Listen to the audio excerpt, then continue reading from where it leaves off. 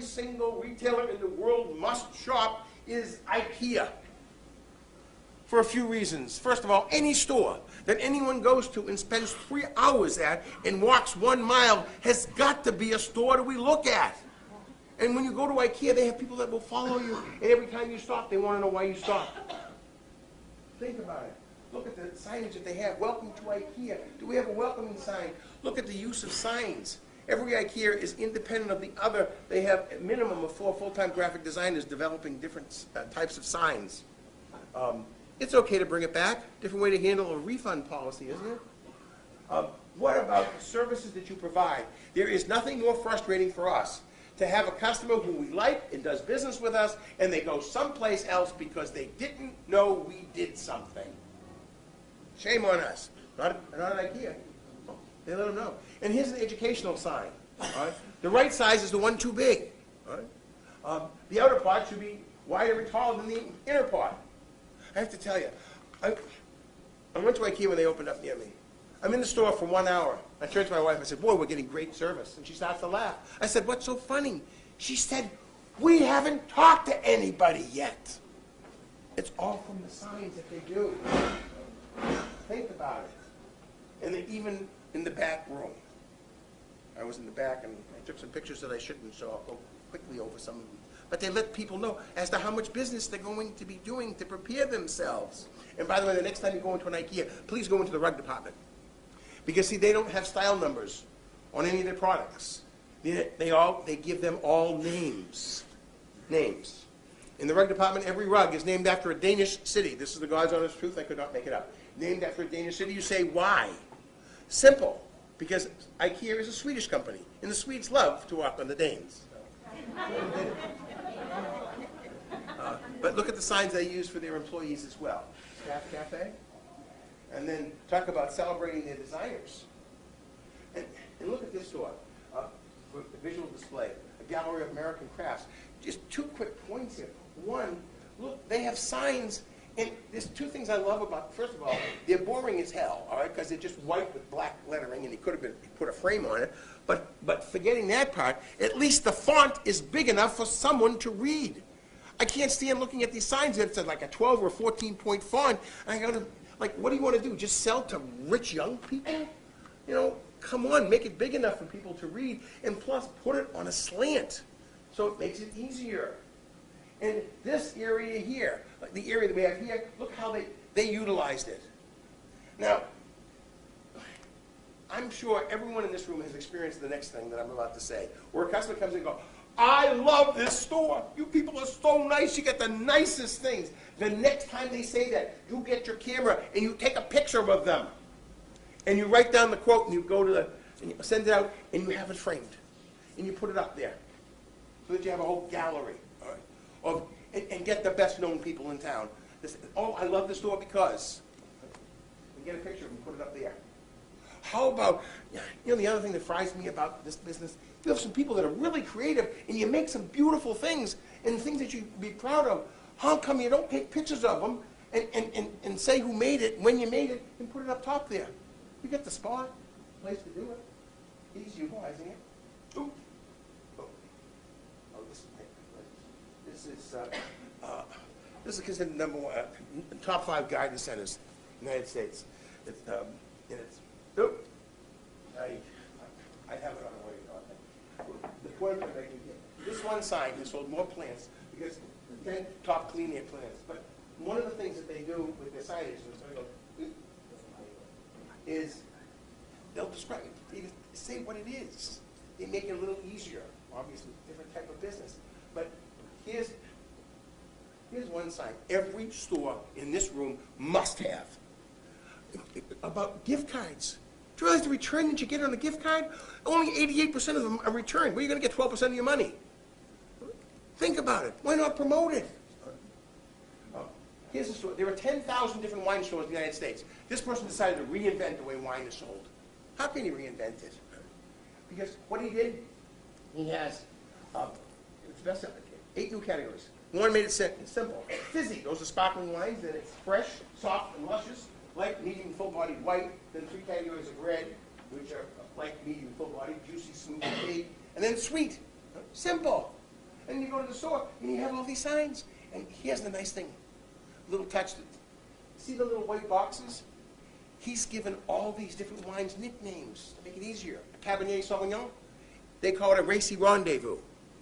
But then he made one move with one sign that increased his business by 42% in 12 stores. Something simple and without marking anything down. Look at this. Grab a 6-pack and go with a box that you can put 6 bottles of wine in. When was the last time anyone here bought 6 bottles of wine?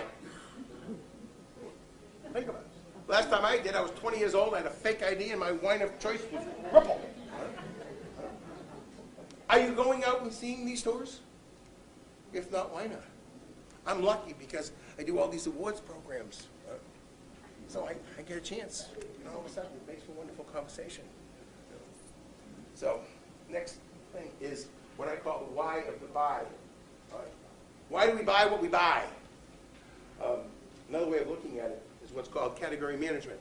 It's just putting your merchandise in a different look, different type of category. It's not an engagement ring.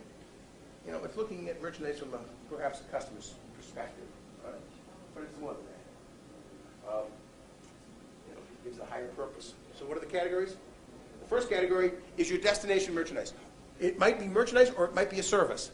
Why are they going out of their way? Why are they driving past 6 other jewelry stores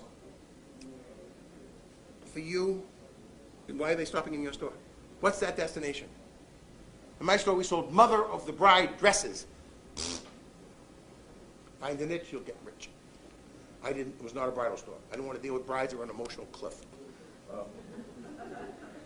Specialized. Others are special. The next category of merchandise is what's referred to as the image enhancer, or as I like to call it, the wows.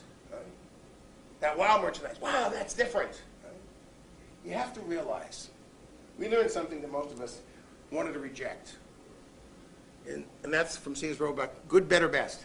What it really means is that bell-shaped curve. But it's not good. It's that promotional goods. Wow, we got a great buy. And then it's that middle part here, this middle range here. No one really ever talks about it. That's where we make all of our money. And it's the wow stuff. So you have 5 or 10% on each end of it. People talk all about that stuff. But that's what makes the middle sell. And then we have the profit generator. We have a profit generator that its sole purpose is to give us additional margin.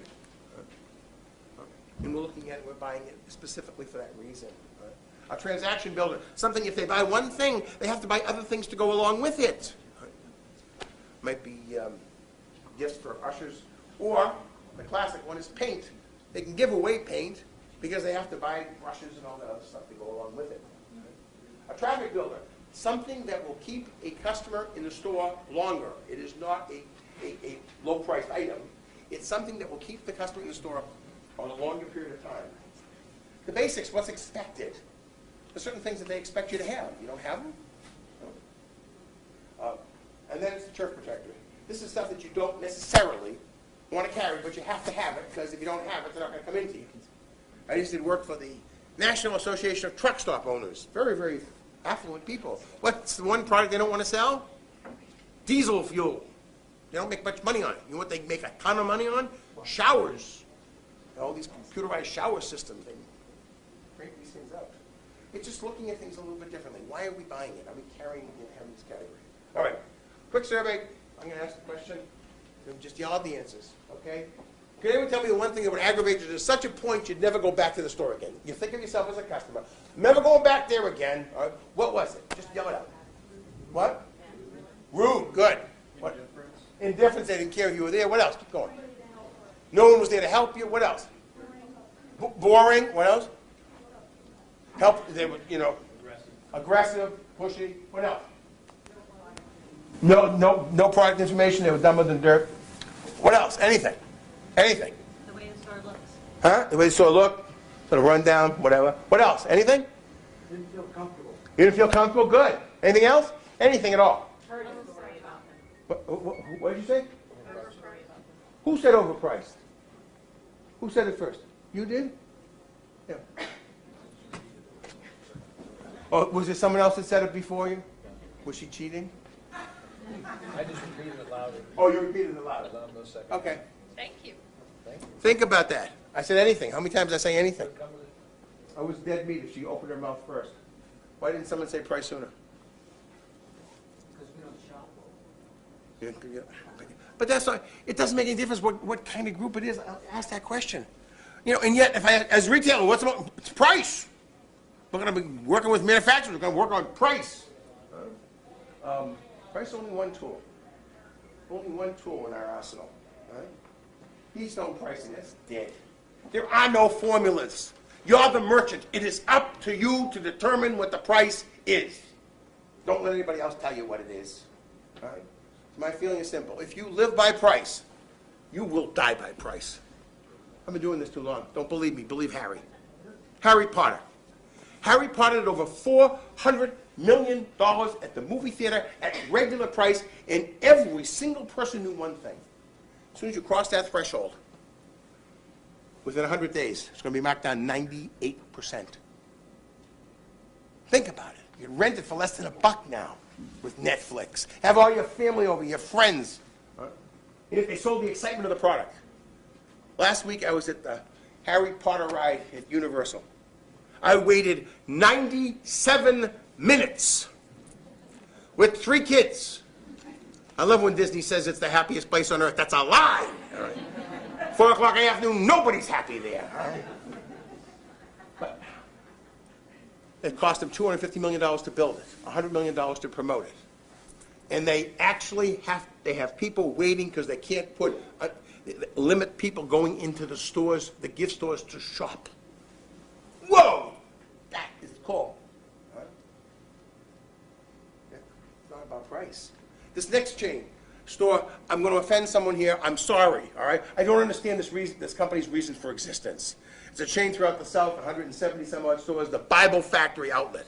Why are we discounting the Bible? For 2,000 years we've been selling this book at regular price. Does the person that wrote it notice being discounted? I don't think he'd be happy. Right? You know, just because something's on sale is no reason to buy it.